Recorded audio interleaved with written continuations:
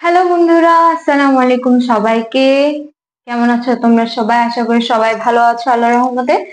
Any time school and কলেজের পক্ষ থেকে আমি ফাতেমা জিন্নাত মাইশা তোমাদের সবাইকে জানাই আন্তরিক শুভেচ্ছা এবং অভিনন্দন।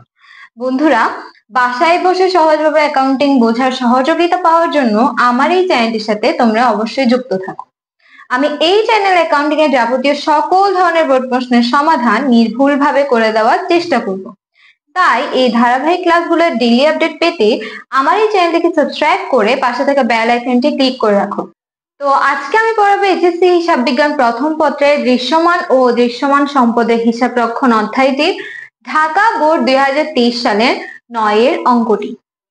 আমরা দেখব পলাশ ট্রেডার্স এর 2020 সালের 1 এপ্রিল তারিখ। আমাদের অবশ্যই তারিখটা কিন্তু বেশ ইম্পর্টেন্ট।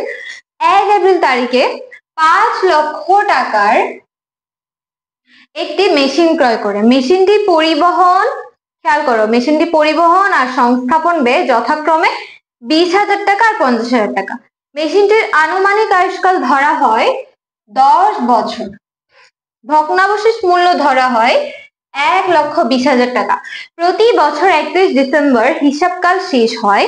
প্রতিষ্ঠানটি ক্রমহ্রাসমান যে পদ্ধতির অবচয় ধার্যের সিদ্ধান্ত গ্রহণ করে। তাহলে এখানে আমরা পাচ্ছি 2020 সালের 1 এপ্রিল তারিখ 5 লক্ষ টাকার মেশিন, যেটার সাথে পরিবহন আর সংস্থাপন ব্যয় আছে। এটার আনুমানিক আয়ুষ্কাল 10 বছর, ভগ্নাবশেষ মূল্য 1,20,000 টাকা, আর হিসাবকাল শেষ হয় 31 ডিসেম্বর। এবং মোস্ট ইম্পর্টেন্ট থিং, এটা হচ্ছে ক্রমহ্রাসমান যে পদ্ধতিতে অবচয় ধার্য সিদ্ধান্ত গ্রহণ করে। তো বন্ধুরা, প্রথমে আমরা শুরু করব 9 এর ক দিয়ে। আমি এখানে অবচয় সারণী আমাদেরকে যেহেতু বলছে কতে ক্রমহ্রাসমান যে পদ্ধতিতে প্রথম 2 বছরের অবচয় সারণী তৈরি করো। তো আমি 9 এর ক, আমি অবচয় সারণী নিয়ে নিলাম। অবচয় সারণীর মধ্যে 3, 4, 5, 6 টোটাল 6টা ঘর হবে। কিন্তু আমাদের প্রথমে দেওয়া থাকবে বছর, তারপর থাকবে প্রারম্ভিক মূল্য, অবচয় হার, অবচয়, পুঞ্জীভূত অবচয় এবং সমাপনী মূল্য। আমাদেরকে বলা হয়েছে প্রথম 2 বছরে। তাহলে 2020 সাল আগে আমরা নিব। 2020 সাল প্রারম্ভিক মূল্য আমাদেরকে দেওয়া আছে 5 লক্ষ টাকা, কিন্তু না, আমাদের পরিবহন আর সংস্থাপন ব্যয় দেওয়া আছে। তাই আমরা যখন মেশিনের প্রারম্ভিক মূল্য নির্ণয় করতে যাব, তখন অবশ্যই আমাদের কি 5 লক্ষর সাথে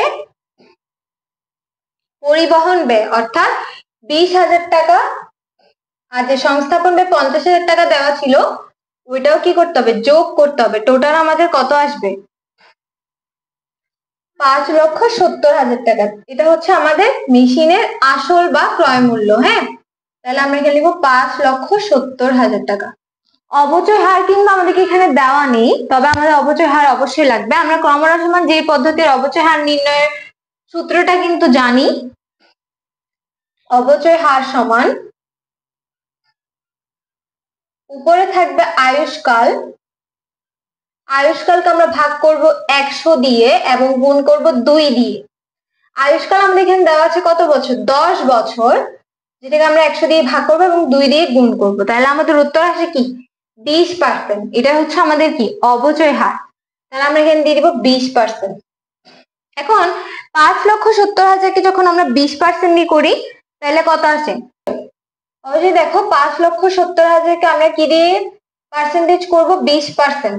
আমরা যখন 20% করে আমাদের আসে 1,14,000। কিন্তু বন্ধুরা, এখানে কিন্তু একটা জিনিস অনেক ইম্পর্টেন্ট, কি বলতো? 1 এপ্রিল মেশিনটা কি আমার সারা বছরের, আমরা কি জানুয়ারি থেকে শুরু করতে পারবো? আমরা কিন্তু জানুয়ারি থেকে এর অবচয় কি করতে পারবো না, ধার্য করতে পারবো না। আমাদের মেশিনটা আনা হয়েছে কখন বা ক্রয় করা হয়েছে কখন? 1 এপ্রিল। তাহলে আমাদের হিসাবটা কখন থেকে করতে হবে? 1 এপ্রিল থেকে এই যে মেশিন ওইটার অবচয় ধরতে হবে। তাইলে April, May, June, July, August, September, October, November, December, total 9 মাস। তাহলে আমরা এটাকে 12 দিয়ে ভাগ করে 9 দিয়ে গুণ করব। তাহলে আমাদের কি বের হয়ে যাবে? অবচয় বের হয়ে যাবে। আমাদের অবচয় আসে কত টাকা? এখানে 85,500 টাকা। তাইলে এখানে হচ্ছে 85,500। পুঞ্জীভূত অবচয় সেম থাকবে প্রথম বছরে। এবং সমাপনী মূল্যটা কিভাবে বের করব? আমরা প্রারম্ভিক মূল্য থেকে এই অবচয়টা বাদ দিলে কিন্তু আমাদের সমাপনী মূল্যটা কি হয়ে যায়? বের হয়ে যায়, তাহলে এটা আসবে 4,84,500 টাকা। এখন আমরা করব 2021 সালেরটা। আমাদেরকে বলা হয়েছে কত, 2 বছরে, তাহলে 2021 সালেরটা আমাদের বের করতে হবে। এই যে 2020 সালের সমাপনী মূল্যটা 2021 সালে প্রারম্ভিক মূল্য হয়ে যাবে। এটাকে আমরা কি করব, 20% করব। 20% করলে আসে কত, 96,900 টাকা। তবে বন্ধুরা এখানে কিন্তু কোনো ধরনের তারিখ বা নেই, আমরা এটা 12 মাস ধরেই করব। তো এখন পুঞ্জীভূত অপচয় কিন্তু আগেরটা আছে, পুঞ্জীভূত অপচয় মানে হচ্ছে আমাদের অপচয়ের গুলো যোগফল। তাইলে আমাদের প্রথমে ছিল 85,500 টাকা, তার সাথে আমরা 96,900 টাকা যোগ করলে আমাদের আসবে 1,82,400 টাকা। এবং আমরা প্রারম্ভিক মূল্য থেকে অপচয়টা বাদ দিব, বাদ দিলে আসবে 3,87,600 টাকা। আমাদেরকে 9 খতে বলা হয়েছে, দেখো ক্রমহ্রাসমান জের পদ্ধতিতে প্রথম 2 বছরের জাবেদা প্রস্তুত করো। তো এক্ষেত্রে আমরা জাবেদা প্রস্তুত করার জন্য একটা ঘর করে নিলাম। তারিখ, হিসাবের নাম ও ব্যাখ্যা, খতিয়ান পৃষ্ঠা, ডেবিট টাকা, ক্রেডিট টাকা। তো এখন হচ্ছে আমাদের সবার প্রথমে আমরা কি করেছি, দেখো আমরা জাবেদা কিন্তু দেব এখান থেকে 2020 সালের জাবেদা দিতে হবে আর 2021 সালের জাবেদা দিতে হবে। ওকে, তো 2020 সালে আমরা প্রথমে কি করেছি, একটা মেশিন ক্রয় করেছি। তাহলে আমরা এখানে সিম্পলি আমরা এখানে মেশিনের জাবেদা দিব। আমরা এখানে লিখবো 2020 কত তারিখ কেনা হয়েছে, এপ্রিলের 1 তারিখ। আমাদেরকে বলা হচ্ছে মেশিনের জাবেদা দিতে হবে। তাহলে আমরা মেশিনের জাবেদা কি জানি, মেশিন হিসাব ডেবিট, এবং আমরা এটা তাহলে নগদও কিনতে পারি, ব্যাংকও কিনতে পারি। তবে উত্তম পদ্ধতি হচ্ছে আমরা যদি এটাকে ব্যাংক ধরি। কেন বলতো, কারণ আমরা যদি ব্যাংক ধরি, মেশিন এই যে এত টাকা অ্যামাউন্টের একটা বড় একটা মেশিন কিনতেছি, ওটাকে আমরা ক্যাশ, ব্যবসায়ীরা কি ক্যাশ দিয়ে কিনে না, এটা কিন্তু চেকের মাধ্যমেও কেনা যায়। তো বেশিরভাগ ব্যবসায়ীরা চেকের মাধ্যমে কিনে থাকে, তাই আমরা এটাকে কিন্তু ব্যাংক হিসাব লিখতে পারি। এছাড়া তোমরা নগদান হিসাবও কিন্তু লিখতে পারো।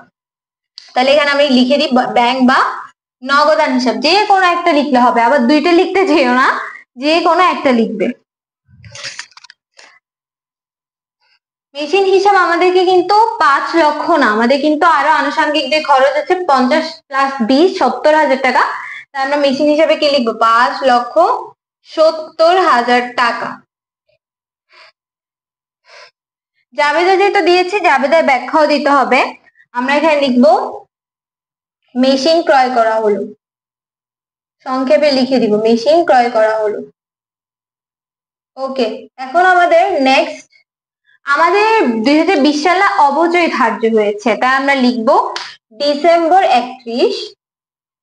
অবচয়ের জাবেদা দিতে হবে, অবচয়ের জাবেদা হচ্ছে অবচয় হিসাব ডেবিট, পুঞ্জীভূত অবচয়,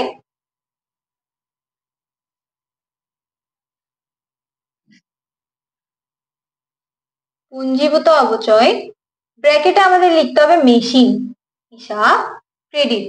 তাহলে আমাদের প্রথম বছরের অবচয় কথা আসছিল, আমরা একটু মনে করার চেষ্টা করি। 85,500 টাকা, এটা ছিল 2020 সালে। 2021 সালে আমাদের আসছিল 96,900 টাকা। আমরা যে অবচয় সারণীটা বের করেছি সেটা থেকে আমরা কিন্তু বলতে পারছি। তাহলে আমরা এখানে লিখবো 85,500, এখানে লিখবো 85,500। ওকে, তো আমরা যেহেতু অবচয়ের জাবেদা দিয়েছি, অবচয়ের জাবেদা আমাদের বন্ধ করতে হবে, তাও ডিসেম্বর 31 তারিখে। অবচয়ের জাবেদা কিভাবে বন্ধ করে, আয় সারাংশ ডেবিট, অবচয় হিসাব ক্রেডিট।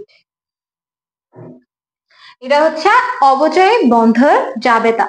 কত টাকা, 85,500। আমি তো এই হিসাবটাই অফ করব, তাই না? ওকে, এখন আমাদের 2020 সালের সব ধরনের জাবেদা কিন্তু করা শেষ। এখন আমরা যাব 2021 সালে। 2021 সালে আমি কি কোনো ধরনের মেশিন ক্রয় করেছি না, তাইলে আমি শুধুমাত্র এখানে কি করতে হবে, অবচয়টা করতে হবে। তাইলে আমরা এখানে লিখবো অবচয় হিসাব ডেবিট, পুঞ্জীভূত অবচয়।